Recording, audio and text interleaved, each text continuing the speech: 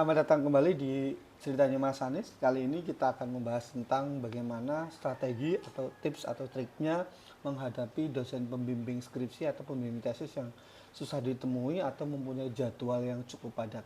Jadi ada beberapa strategi yang digunakan.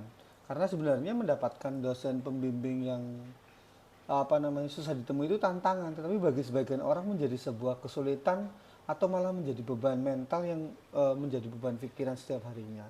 Jadi mari kita bahas apa saja langkah-langkahnya supaya menghadapinya lebih mudah dan lebih gampang untuk kedua belah pihak, baik dosennya maupun mahasiswanya.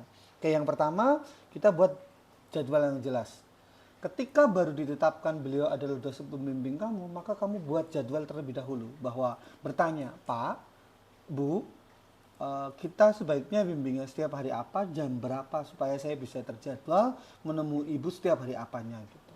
Oke, dengan mengajukan permohonan jadwal tersebut maka bisa dikondisikan kalian tidak perlu repot untuk WA terlebih dahulu, menghubungi terlebih dahulu ketika mau bimbingan. Itu alternatif yang pertama.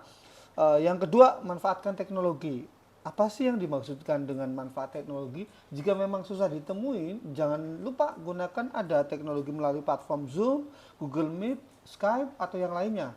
Bahkan bisa melalui email, melalui WhatsApp, pengiriman tugas dan sebagainya, ataupun skripsi-skripsi yang mau maju untuk bimbingan disiapkan melalui pengiriman email ataupun media yang lainnya. Pemanfaatan teknologi ini harus ya, karena memang di dalamnya harus menyertakan bagaimana kita bisa mempunyai rekam jejak atau jejak digital kita sudah mengirimkan bimbingan dan sampai bimbingan keberapa jika melalui email atau yang lainnya. Yang ketiga, tingkatkan komunikasi. Ini yang kadang terjadi miskomunikasi antara dosen pembimbing dan mahasiswa atau anak bimbingannya. Karena apa? Kadang komunikasinya mendadak mau bimbingan, tidak ada perjanjian atau jadwal yang terstruktur atau yang tersistematis atau yang sudah diterapkan bersama. Oke, gunakan berbagai saluran komunikasi. Ini saluran komunikasi kan banyak ya, bukan hanya via WA saja. Jika memang bisa email, pesan teks atau lewat media sosial atau apapun, sekiranya dapat membuat keduanya saling memahami. Tapi perlu diketahui, ingat waktunya ya.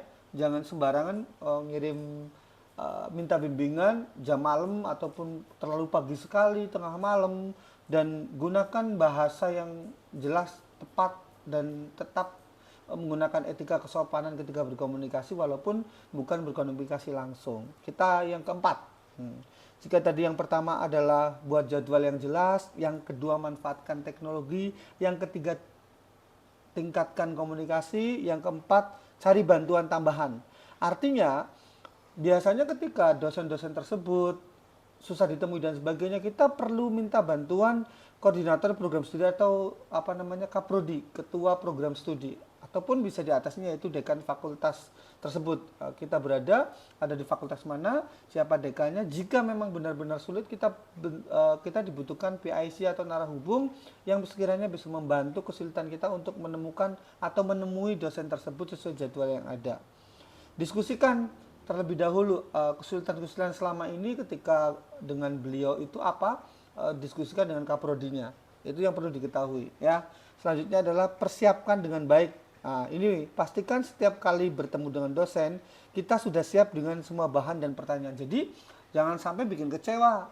Kita mau bimbingan bab 1, 2, 3 misalnya nih, kita nggak prepare. Bab 1, 2, 3 ini tidak sesuai keinginan beliau atau revisian beliau semester di pertemuan sebelumnya. Hal ini ya kadang membuat dosen enggan atau malas bertemu kembali. Udah jelas-jelas janjiannya bab 1, 2, sudah jelas-jelas kemarin ada coretan di mana. Tetapi coretan tersebut tidak direvisi, tidak diperbaiki. Inilah yang perlu digarisbawahi ya. Oke, teman-teman, sampai tahap kelima sudah cukup jelas ya. Dan yang terakhir, kita pertimbangan alternatif. Ada nih alternatif apa sih yang digunakan? Yang pertama adalah jika masalah terus berlanjut dan sangat menghambat, maka bicarakan dengan dosen pembimbing mengenai kemungkinan berpindah dosen pembimbing. Ini perlu dibicarakan. Walaupun kadang ada beberapa dosen yang ketika anak bimbingannya minta ganti dosen, beliau emosi.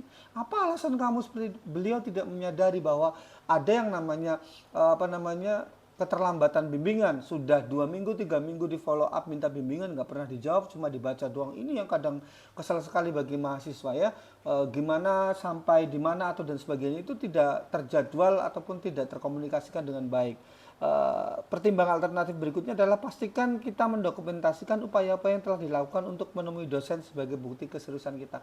Artinya catatan-catatan dari dosen itu kita tulis dengan baik, kita punya dokumentasinya dan jelas pastinya jika ditanya pun kita punya buktinya bahwa ini sudah direvisi, atau jika harus berpindah dosen pembimbing kita pun punya buktinya bahwa ketika kita japri atau menghubungi beliau hanya dibaca saja atau tidak dibaca sama sekali, lebih dari sebulan tidak dapat komunikasi atau tidak menjawab jawaban yang pasti mengenai jadwal bimbingan yang ada.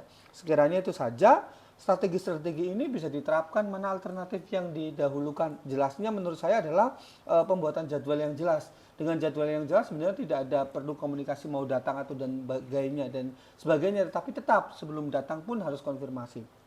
Jadi kesimpulannya ada 6 langkah atau alternatif yang bisa digunakan ketika kalian atau kita menghadapi dosen pembimbing. Yang pertama adalah buat jadwal yang jelas, yang kedua adalah manfaatkan teknologi, yang ketiga adalah tingkatkan komunikasi, yang keempat adalah cari bahan tambahan atau bantuan tambahan, yang kelima adalah persiapkan dengan baik, yang keenam adalah pertimbangan alternatif atau pertimbangkan alternatif lainnya sekiranya step by step sudah dilalui. Terima kasih untuk hari ini dan semoga tips atau strateginya bermanfaat, dan bagi yang sedang skripsi atau bimbingan tesis ataupun skripsi semoga dilancarkan dan semoga lulus tepat waktu.